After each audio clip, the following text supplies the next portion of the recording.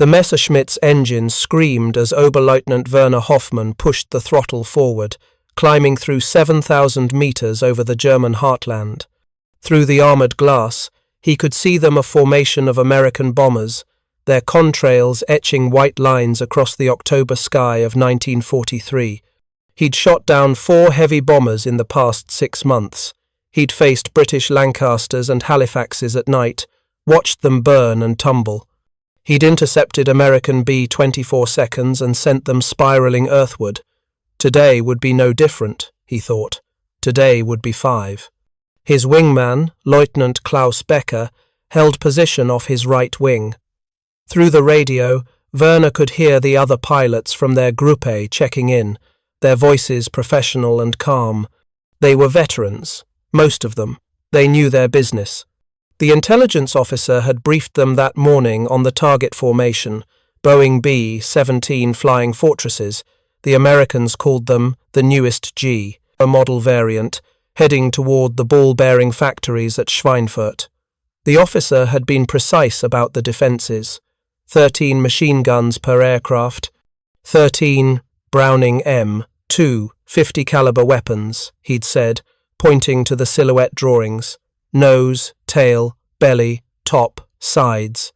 Werner had memorized the positions during the briefing, calculating angles of approach, dead zones where the guns couldn't track. 13 guns on 1 bomber. It was heavy armament, certainly. The British bombers carried fewer, but Werner had faced concentrated fire before. You didn't survive 53 combat missions by being careless, but you also didn't survive by being afraid.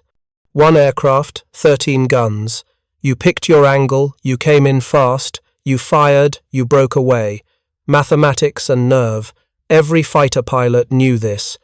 If you're enjoying this deep dive into the story, hit the subscribe button and let us know in the comments from where in the world you are watching from today. But as Werner's Messerschmitt climbed higher, something began to change in his perception. The bomber formation wasn't small, it wasn't 6 aircraft or 8. As his altitude increased and his perspective widened, he began counting. 3 elements of 6 bombers each, another 3 elements behind them, then another grouping beyond that, stacked in altitude. 18 bombers in the first combat box, another 18 in the second, a third box beyond that. His hand tightened on the control stick. He'd been told there would be a large formation, but seeing it was different. The briefing room map, with its neat little symbols, hadn't captured this. The bombers weren't scattered targets. They flew in a precise geometric pattern, each aircraft positioned in 3-dimensional space relative to the others. Not a loose gaggle, but a structured formation with overlapping layers. Werner's mind, trained in tactics and mathematics since his cadet days, began performing calculations he didn't want to complete. The Americans had been bombing Germany since January of that year, 1943. At first, the raids had been smaller, testing. The 8th Air Force was learning. So was the Luftwaffe.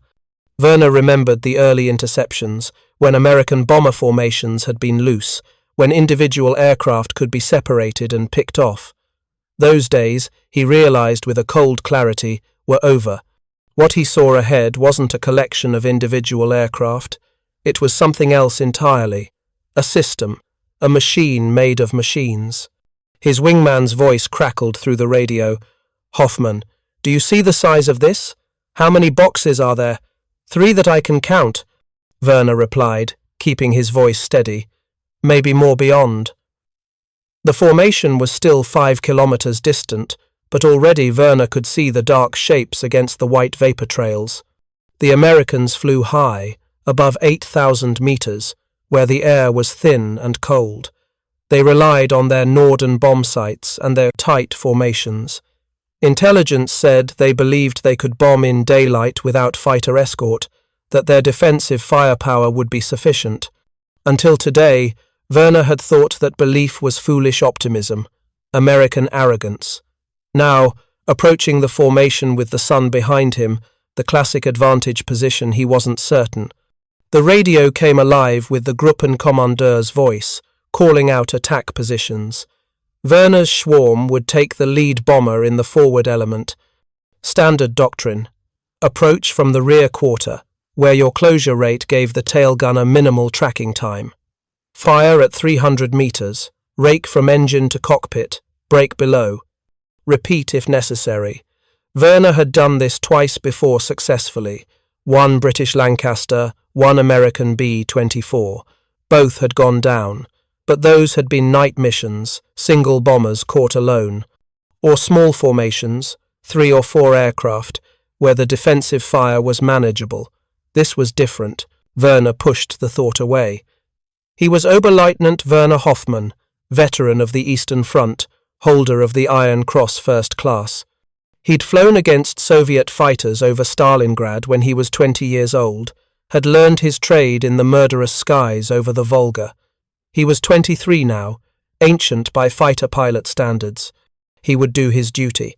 The Messerschmitts formed into attack position, throttling back slightly to match the bomber's speed of approach.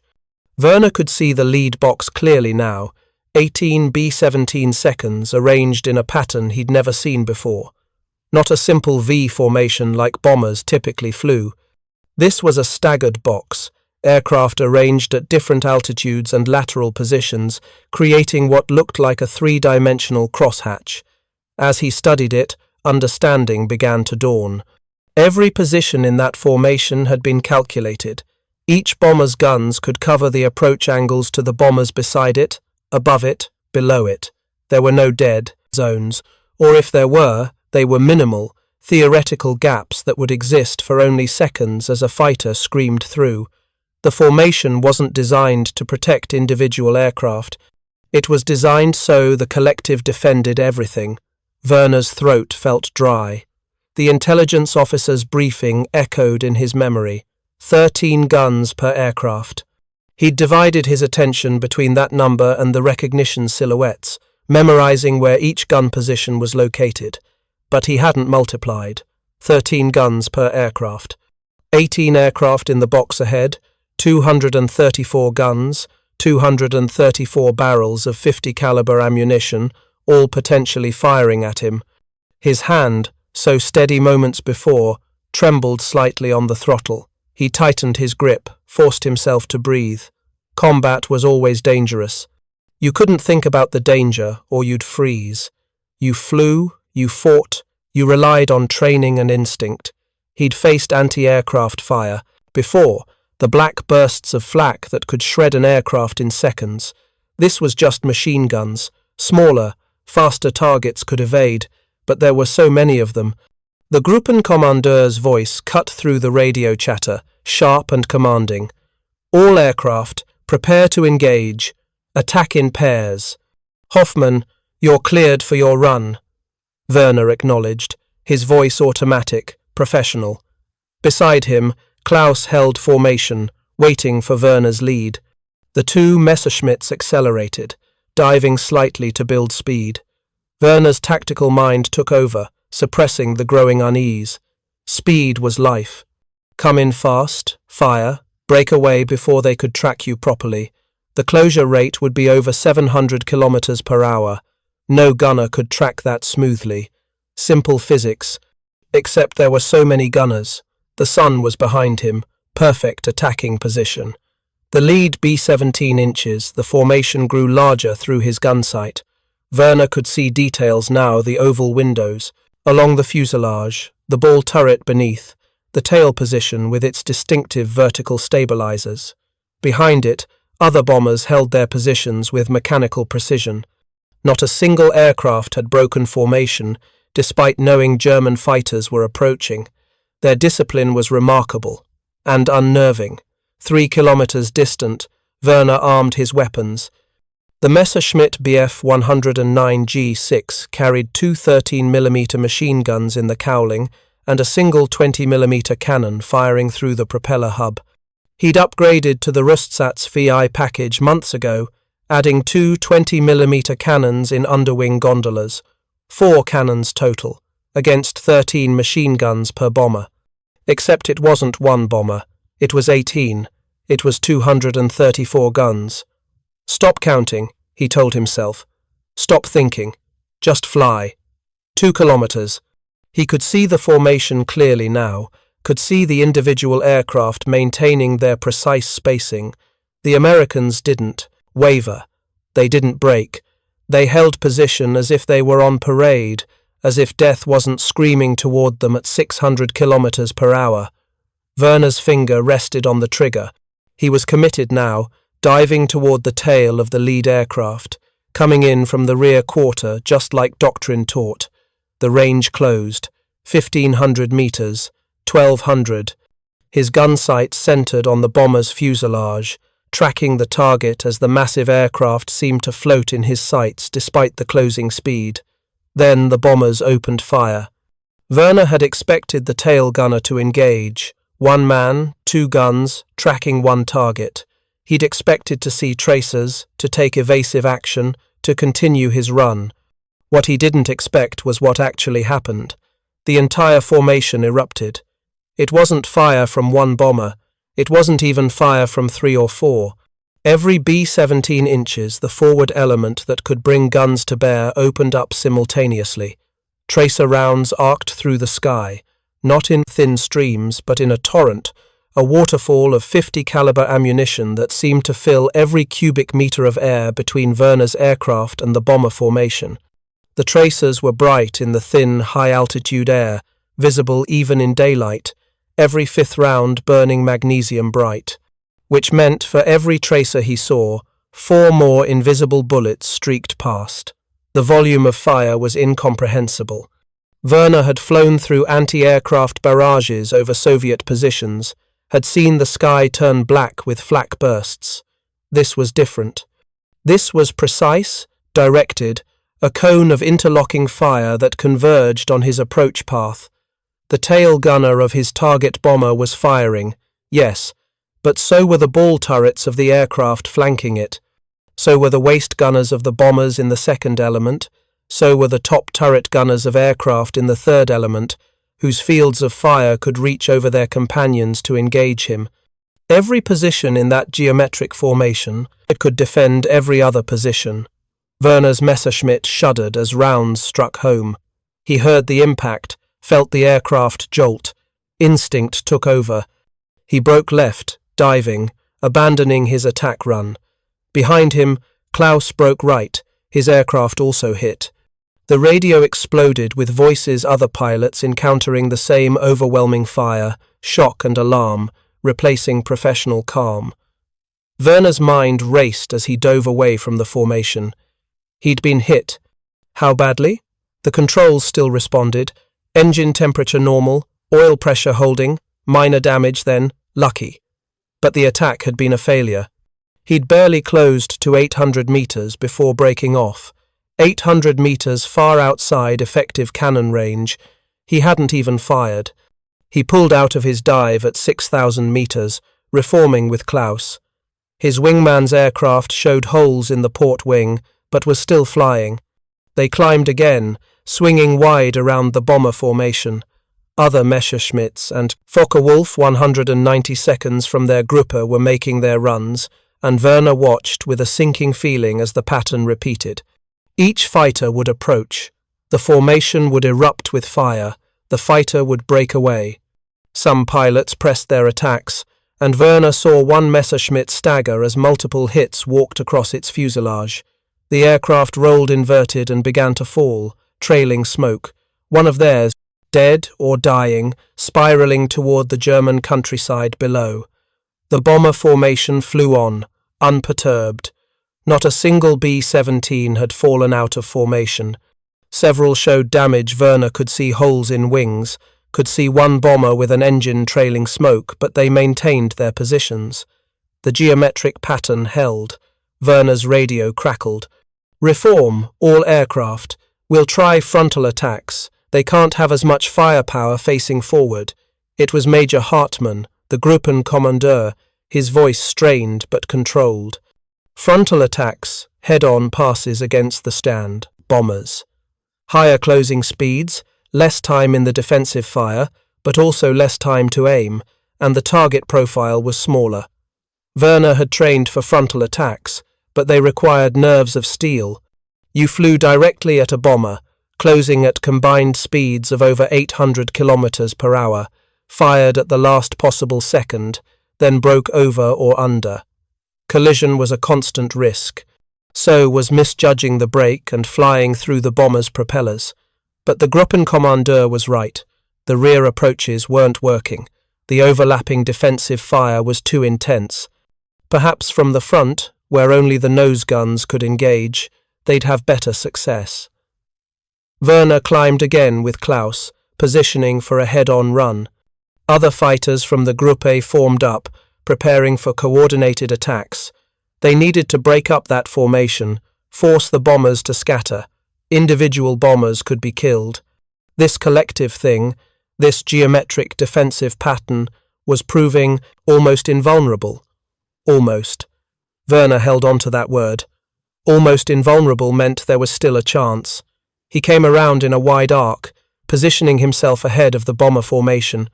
The B-17 seconds droned on at their steady pace, apparently unconcerned. Their discipline was inhuman. Werner had fought Soviet pilots who would scatter at the first sign of German fighters.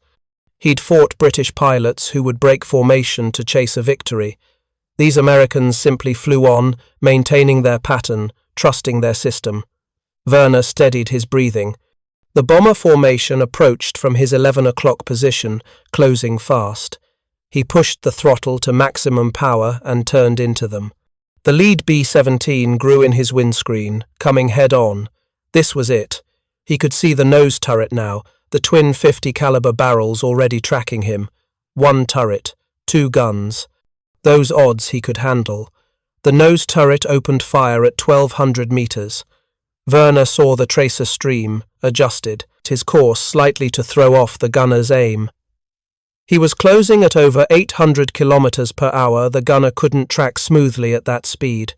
Werner's finger tightened on the trigger, waiting for the range to close to 400 meters, where his cannons would be effective. Then the other bombers opened fire. Not just the lead aircraft's nose turret, but every top turret gunner in the forward element who could bring guns to bear on his approach. The mathematical reality hit Werner even as he pressed his attack. The bomber formation wasn't just deep, it was wide.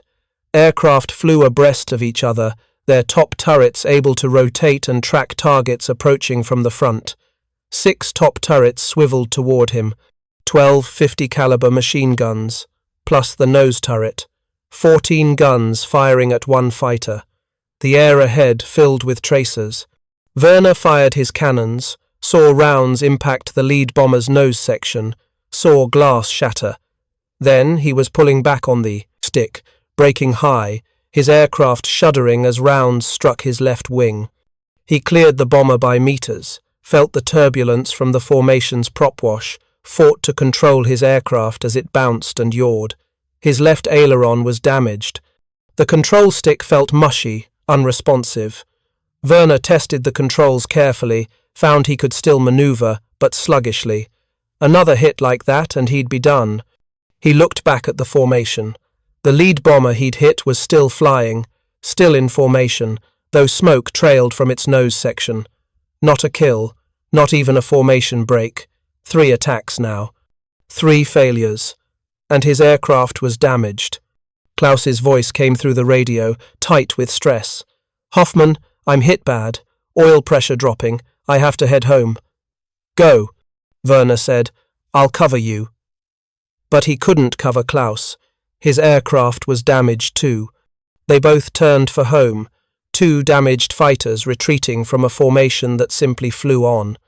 Below them, Werner could see another fighter falling, spinning, trailing fire. One of the Fokker-Wulfs from their Gruppe. Then another aircraft he couldn't tell whose in a steep dive, smoke pouring from its engine. They were losing fighters, and the bombers hadn't lost a single aircraft. The radio chatter told the story. Pilot after pilot, reporting damage, breaking off attacks, heading for home. Some voices were panicked, others were professionally calm, but Werner could hear the underlying shock. The Gruppenkommandeur ordered a withdrawal to rearm and refuel. They'd try again when the bombers came back, after the bomb run. Maybe the Americans would be lower then, slower. Perhaps their formation would be looser after combat damage and the stress of the bombing run.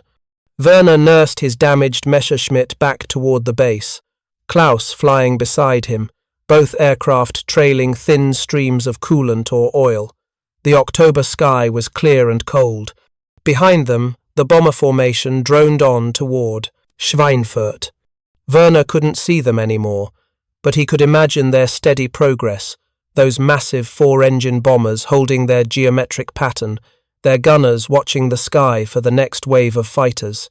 He thought about the numbers again. 18 bombers in that lead box, 13 guns per bomber, 234 weapons. But that was just the first box. There had been 3 boxes in that formation, perhaps more beyond. 54 bombers total that he'd counted. Possibly more. If the entire stream was that size, they were facing 700 machine guns. 700. No fighter pilot alive could fight through that kind of firepower. Not with skill, not with nerve, not with experience. It was simple mathematics. The Americans had built a system where individual heroism didn't matter, where even the best German ace was just another target in an equation of intersecting fields of fire. Werner's hands shook on the control stick. Not from fear, though. There was fear. There was always fear, but from the realization of what this meant. The Americans could bomb Germany in daylight. They could bomb German cities, German factories, German infrastructure, and the Luftwaffe couldn't stop them. Not with current tactics, not with current aircraft.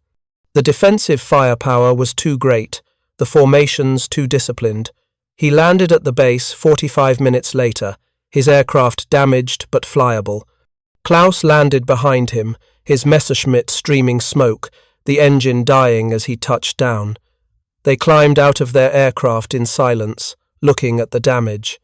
Werner's left wing was peppered with holes. 7 rounds had punched through the metal skin. Any one of them could have hit fuel, control cables, the engine. He'd been lucky. Klaus's aircraft was worse, coolant leaking, oil pressure gone, 1 aileron nearly shot off. Around them, other fighters were landing, some badly damaged. 2 didn't return. The ground crews rushed to service, the aircraft that could be repaired, already preparing for the next sortie. The Americans would come back, flying home after their bomb run, and the Luftwaffe would attack again. Werner walked to the operations room with Klaus and the other surviving pilots. They didn't speak. There was nothing to say yet. The magnitude of what they'd encountered needed to be processed. Inside, the operations officer was taking reports, tallying losses, counting ammunition expenditure. Werner gave his report mechanically. 3 attack runs, 1 frontal, 2 from rear quarter, moderate damage to own aircraft, no confirmed kills, multiple bomber strikes observed but no confirmed destruction. The Gruppenkommandeur entered, his face grim. Major Hartmann was 31 years old, veteran of Poland, France, Britain, Russia. He'd flown more than 200 combat missions.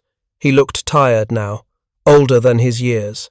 He listened to the reports from his pilots, asked pointed questions about the bomber formations, about the defensive fire patterns, about approach angles and tactics.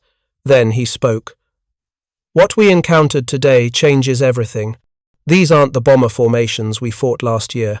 The Americans have refined their tactics. They're flying combat boxes designed specifically to create overlapping fields of fire. Every approach angle we attempted was covered by multiple gun positions. The mathematics are against us. He paused, looking at the map on the wall showing the bomber's route to Schweinfurt. Intelligence estimated we could achieve a 10% loss rate on the American formation. Based on our observations and the reports from other Gruppen, we may have damaged 15 to 20 bombers. Out of more than 200 aircraft in the entire American formation, less than 10%, and we lost 8 fighters achieving that. The loss ratio is unsustainable. The room was silent. Werner understood what the major wasn't saying directly. If they lost 8 fighters, for every 20 bombers damaged, not destroyed, just damaged, the Luftwaffe would be bled white within months. The Americans could replace losses. They had the industrial capacity, the training pipeline, the resources. Germany didn't. Every experienced pilot lost was irreplaceable. Every fighter destroyed took weeks to replace, if it could be replaced at all. "We need new tactics," someone said. "Heavier armament, rockets, standoff weapons." "Yes," Major Hartmann agreed. "The technical branch is already working on solutions. But understand this, the American strategy is working.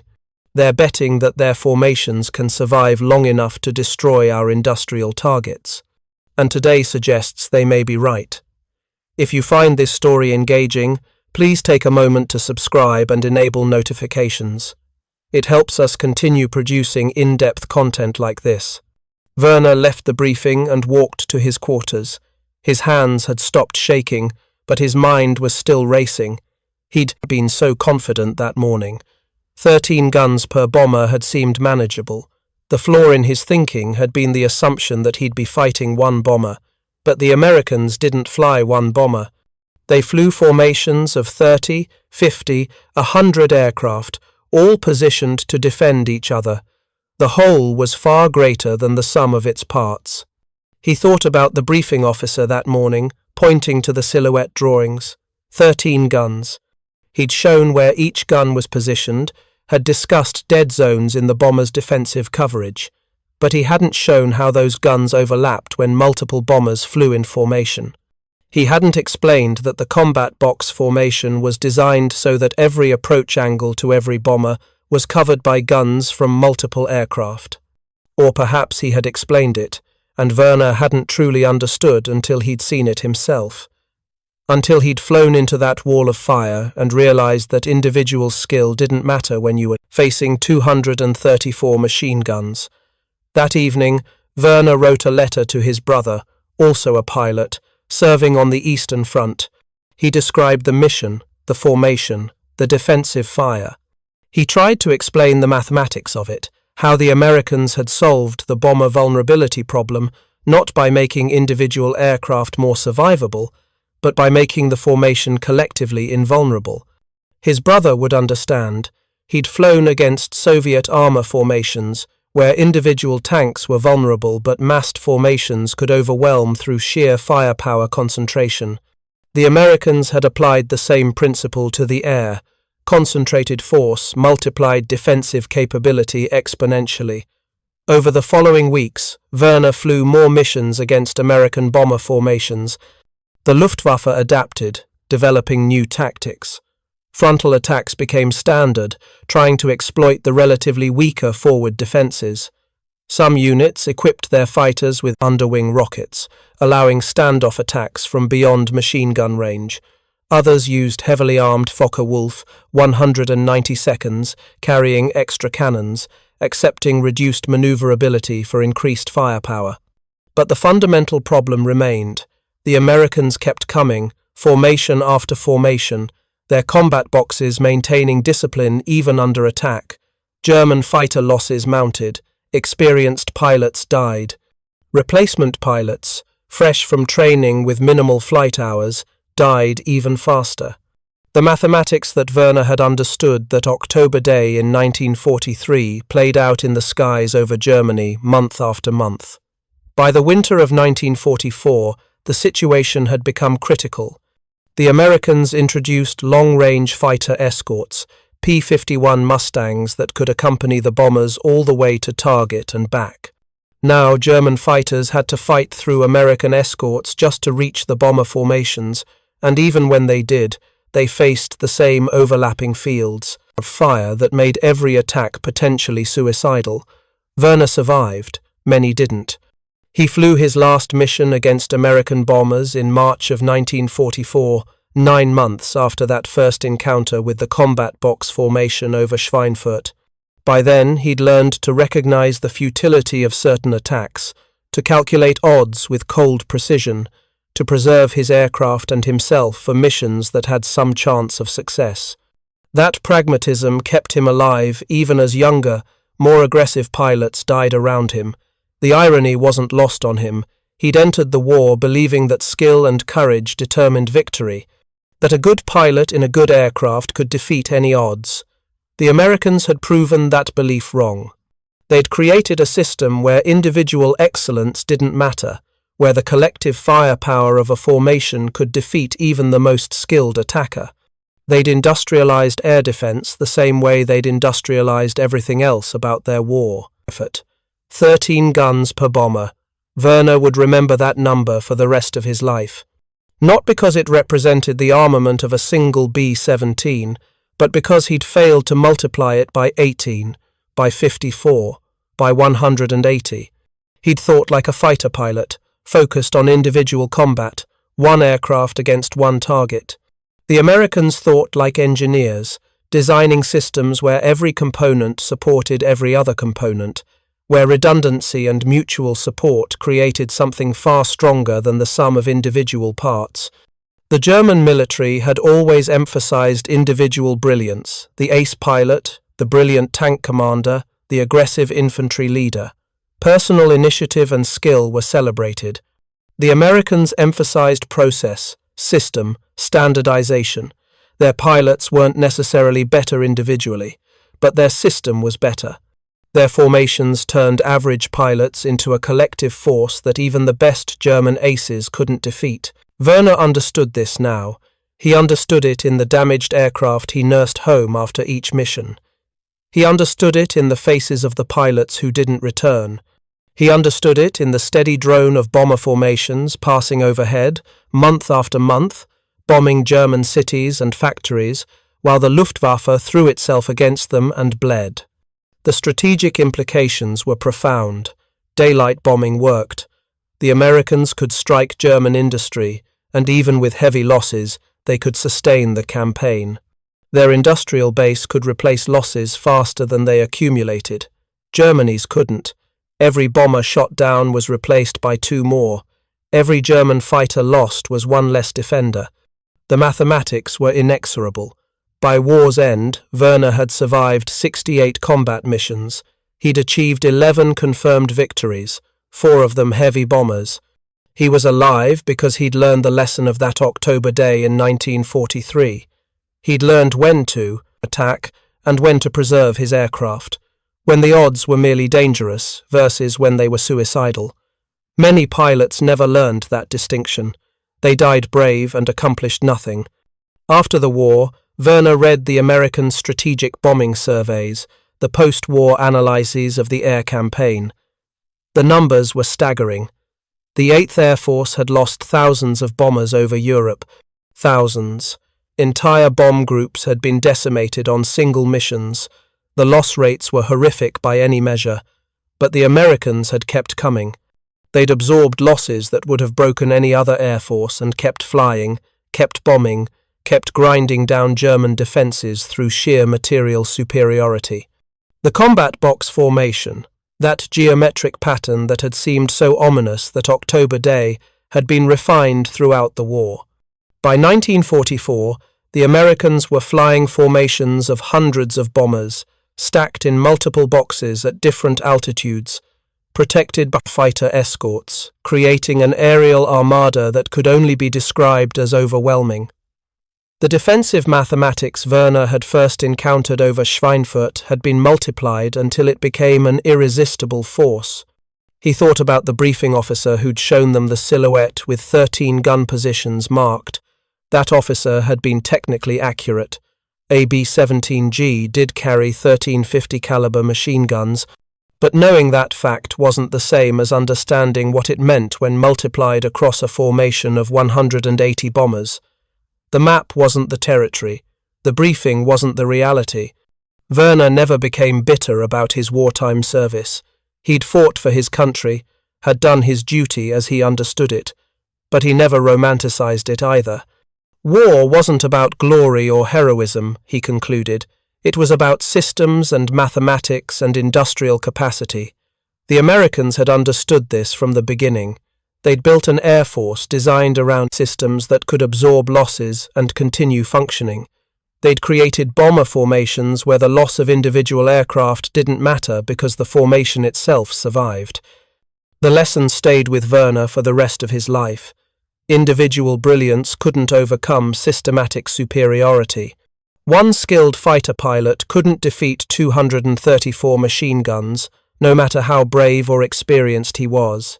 The Americans had proven that technology and tactics, properly integrated into a system, could neutralize individual expertise. They'd turned air combat from a contest of individual skill into an industrial process where the side with greater resources and better organization would inevitably prevail.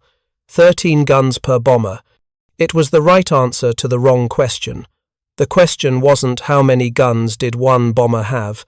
The question was, how many guns could a formation bring to bear on a single attacker?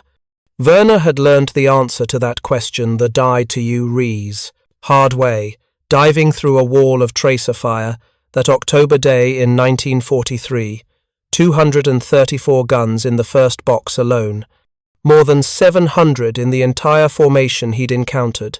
No fighter pilot alive could survive those odds repeatedly.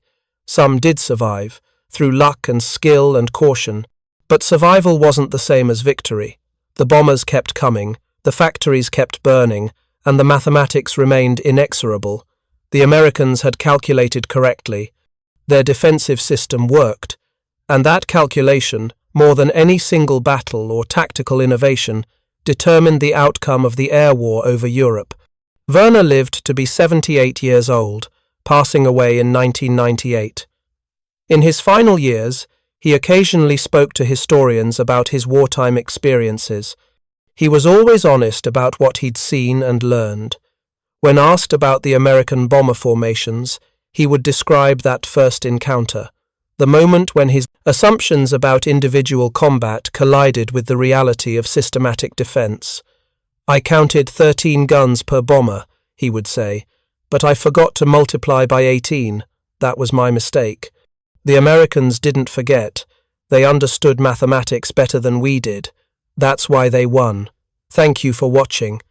For more detailed historical breakdowns, check out the other videos on your screen now, and don't forget to subscribe.